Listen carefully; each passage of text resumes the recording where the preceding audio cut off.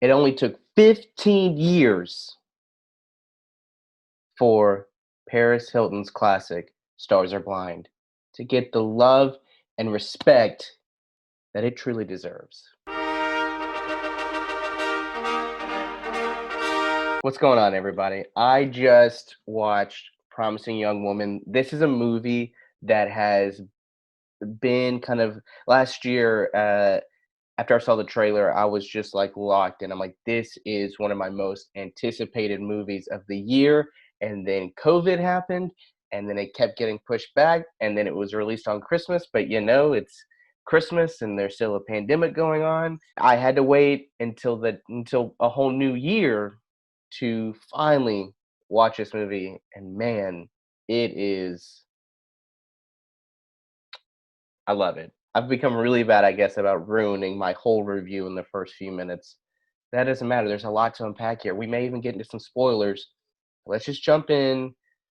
Here we go. This is directed by uh, Emerald Fennell. She is the big creative behind Killing Eve. She directs this movie. It stars Carey Mulligan and a bunch of other people, including some in the movie sleazy dudes, but they're played by kind of these nice actors who from other things, and we'll talk about that in a little bit. You have Carey Mulligan, she plays Cassie, and she is kind of she's just not like, I guess when you look at her, she's not reaching her full potential. What she kind of works in a coffee shop, she still lives with her parents. At night she goes to bars, pretends to be drunk, has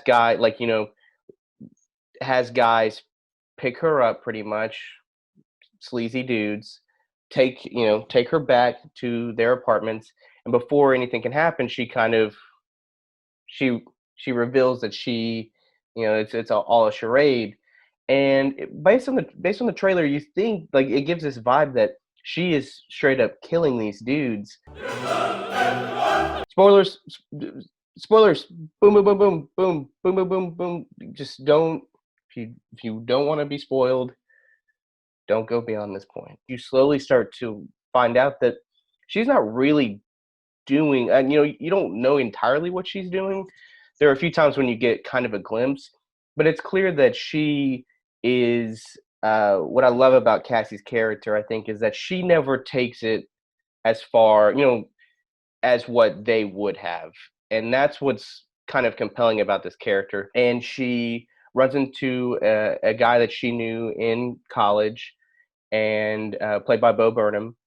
They kind of hit it off. They start dating, or just kind of hanging out. He brings up these guys that that they all went to school with, who have a connection to her through her friend Nina, who was raped at a party and then later killed herself as a result. And so she has this, this all kind of comes back to her. She does her side thing because of what happened to Nina, but now she kind of has a mission and a purpose when she finds out that these people are just living their lives. And these moments are really great because this is where you start to realize, okay, like Cassie isn't a bad person. Cassie isn't someone who is going to do what someone else did to her and her friend.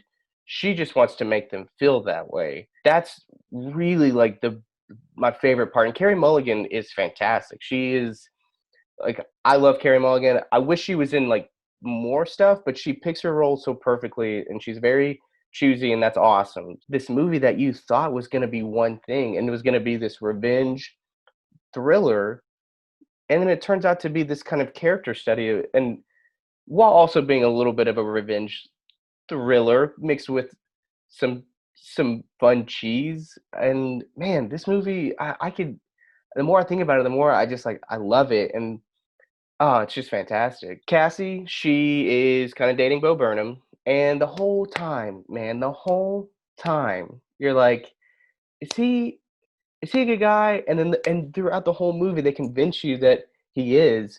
There's even this fun scene where it's the two of them. She's decided, okay, I'm gonna put this away. I'm gonna live my life, and she does that through him. And so they kind of connect, and they sing Star Stars Are Blind by Paris Hilton, and then you kind of have this moment, and you know it's coming, and you know it's like, and it, but it still just punches you in the face that like he was there when all this happened, and he's not entirely like innocent. And then it just kind of, and then that's when things just really like crank up, and she goes back to what she's doing. She finds this dude, you know, who is the one who did this to Nina, and then takes him upstairs. And what she's going to do is she's going to carve Nina's name in, you know, on his body. So then his new wife's going to be like, "What's this girl's name doing on your body?" And then, oh man, it just like flips, and this dude like, heavy spoilers, straight up like murders Cassidy, and you're like, "What?" But hey, turns out she kind of knew what she was doing, and kind of sets this whole thing in motion. And she got there's a big reveal at the end of, you know, she's had this whole plan, and they're not going to get away with it. And this video that comes out, and she goes to the lawyer too to like help out, and so he gets a little bit of, he's forgiven, and he also gets to do something good. It makes you feel one way, and then like pushes you over here and pushes you over there. And that's one of my favorite parts about the movie, is that it feels like so much that should not work, and it's so kind of all over the place with the way that it looks and the way that the characters act. I mean, the Stars Are Blind scene feels straight up cheesy, and it should not fit in a movie about a woman who gets revenge on these men who ruined her friend's life and like led her to kill herself. But it fits perfectly, and it's got like, and that's the same way with like these, like the neon, there's very like colorful at times, and beautiful to look at, but also a little like gross to look at. The level of detail and like love that was put into this movie is incredible, and it makes me want to watch it over and over again until I kind of take it all in. And then we got to talk about these guys, these guys who, and their dialogue of "I was just a kid," or like "people change," or "I don't remember," or "she had it coming." You know, like these guys who we've learned that like we know are really out there and exist. Like they're not characters in a movie, but then, you know, Fennell like gets these actors who you love to portray them, and it just like makes it like it makes those moments worse, because you're like, it really hits home that it can be anybody. It really takes a subject that needs to be talked about, and spins it in a light that is so interesting, and uses the idea of this revenge thriller to do it, and that's awesome. And I heard Carey Mulligan talking about, I mean, if Liam Neeson can do it, or John Wick, you have this dude killing people over dogs. It's like, this is not that far from what, from reality. I just got to stop, because I'm just going to keep talking. I'm just going to keep gushing about it. I want to give it such a high rating, and to me, like, this is a personal rating, and this is my rating. So I'm going to give this thing like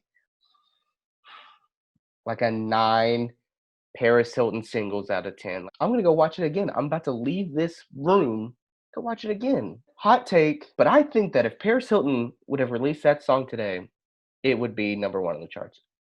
Unironically too. Like, it would be like, this song like slaps. It's a banger. It's like this is the kind of stuff that you'd release today, and you'd be like, oh yeah, this is like, if Ariana Grande had written this song and released it, like, people would not have made fun of her the way that Paris Hilton got made fun of. So there's that. I know that's not about the movie, but you know what? Who cares? I don't care. Un esercito di prodi